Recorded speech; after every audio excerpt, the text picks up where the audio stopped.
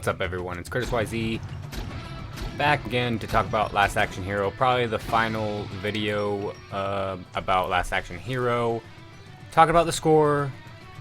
Obviously, I love the camera work and a lot of the visual aesthetics that this movie has, especially when it gets to the real world. It actually looks a little bit more Blade Runner-y. It's rainy and dark and just has that noir feel throughout the movie here and there, but more so in the end. All these things that I love about the movie, obviously, but not to mention you see it a lot in this movie, this orange and blue color theme, and it's just one of those things that just looks really great. Also, another thing I wanted to mention is it's almost like Arnold has red hair in this movie. It's just another unique thing about this movie. Also wanted to point out that the director made Die Hard, Predator, Basic with John Travolta and Samuel L. Jackson. I think I've seen that movie and I remember really liking it. I can't remember anything about it. I saw that, I'm like, oh wow, I remember that. I remember I liked that movie. He's done a lot of things. The 13th Warrior about King Arthur, Rollerball, that looked kind of corny, but maybe it's actually good. I mean, this guy, he's done some really good. So I'm really interested to see some more of this director's work. His name is John McTiernan or McTiernan, I forget. Big Die Hard fans out there. I wasn't a huge Die Hard fan, but I enjoy it. It's a good movie. I didn't find it, particularly fascinating, but I enjoy a lot of the videos explaining why it's fascinating. It's funny. It's like it just all over my head, and it's just so hard for me to see the brilliance in it. But in this movie, I see a lot more of that brilliance that he showcases, and man, look at the camera work. Zoom ins on the faces, the eyes, and all the impacts like that. You could see the rain just smashing. I love this movie so much. And so that's why I have, obviously, a lot to say about it. But I'm trying to sum it all up in this video. And it's got the comedy, it's got the dark realism, sort of real world feel to it as well. The highlight of this video is, as shown in the beginning, intro footage. How amazing the score is, and what Michael Kamen was able to do. He did do the score of Band of Brothers, and I could feel that feeling of Band of Brothers in the end, but also as well this Christmassy feeling. It's like, I love that. I don't normally like this kind of music, but because it's from, I think it's because there's so much comedy, then the darkness, and then this happy feeling in the end. It allowed me to actually be accepting of this happy ending type. And normally I don't like happy endings, but because, I mean, and this one is kind of a bittersweet happy ending. It's not like purely happy ending, but it is relatively happy ending. So, especially with that score that you hear, and I just don't normally like that cliche happy ending sound, but this one is just, it makes me feel like Christmas. The visuals, the lights shining from the theater room, and it's just, I love everything about that scene. But yeah, and just listening to it, I'll play some Band of Brothers music so you can compare what I'm talking about.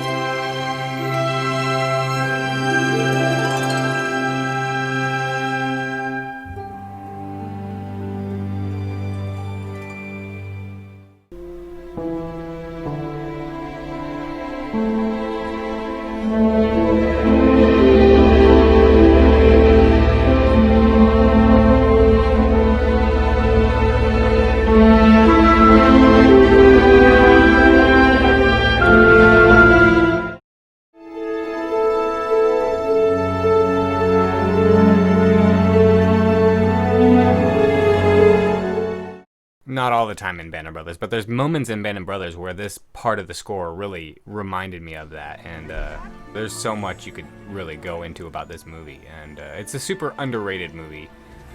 It came out, you know, during Jurassic Park, so everybody went to see Jurassic Park. This movie has a lot of that magical feel to it. I'll fetch him. Dracula? I can get King Kong. We'll have a nightmare with Freddy Krueger. I don't normally like that as well. It's just one of those movies where it's like, I think there's something to when you don't expect to like something, in particular, when you think you're not gonna like it and then you do like it, or if you don't like it at first and then you fall in love with it later over the years or whatever it is. There's something about that makes it that much better. I don't know why. When I find that I don't like something, which is why I cling to Blade Runner so much, because it's not like I didn't like it, but it was such a like bleak, neutral feeling when I first saw it. I was too young. Then I saw it later when I was older, you know, and I understood more. Slowly over the years, it just whittled away. It's like you could see more and more, and the same thing with Star Wars, and the same thing with this movie as well. It's just there's layers to it, and depending on when you watch it, I watched a lot of these movies growing up, so it's a fun feeling when it just slowly reveals to you every time you watch something, like something new, you see something new. For me, in this case, it was the score that really stood out with this movie, obviously. That's why I've made 3 videos about it. Besides the score, everything about the movie I pretty much like. There's some comedy that doesn't hit as well, but I love it all generally because of how corny it is. And then again, the contrast, that corniness with the realism in the end, it's kind of like the color theme I was talking about, the blue and the orange. I think that's just good for people though. Like if you thought you didn't like this movie, you might like it now. I don't know. Maybe it takes time to grow on you. I feel like people, they get the feeling like, oh, I don't like it, so I'm never gonna like it. Sometimes you do end up, not all the time, but sometimes. And I think this is one of those movies that deserves a rewatch. It's just such a good feeling movie. At the same time, it has that drama, it has the comedy, happy ending. It's for me, it's that, this movie is my Goonies movie, in a way, or my Back to the Future. And it's up there with Jurassic Park in that realm of like fantasy fiction, and it's just such a good movie for that. I feel like it's super underrated. Does not have a lot of big fans or much analysis about this movie has been made, so it's just unfair to this movie because of how good it is. At least an 8 in reality, in my opinion. Like just overall quality, 8 out of 10. The whole movie is solid, in my opinion. So yeah, it's just, I don't know. I'm probably a broken record here.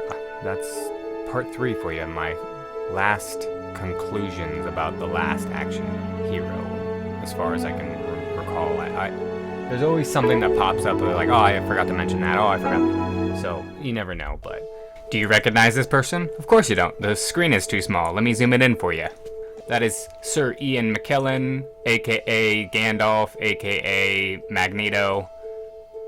Yeah, he's in this movie too. That's kind of cool. He plays Death. The only other thing I really wanted to touch on was just some of those camera angles that they do. It's just so good. Thanks for sharing. Couldn't have told me this earlier. So anyways, that's gonna be it though. I'll try and throw some stuff up editing wise, and hopefully it comes out alright, but trying to make a quick video here. I've been meaning to make this last video for a week now, but I've been really busy. So anyways, hope you all have a good day. Take it easy, and thanks for watching. Like, subscribe, whatever it is you feel like you need to do. I appreciate it. I ever tell you about the time I was about your age and my pop took me to see Buffalo Bill? Yeah, well, we went backstage to see City Bullets.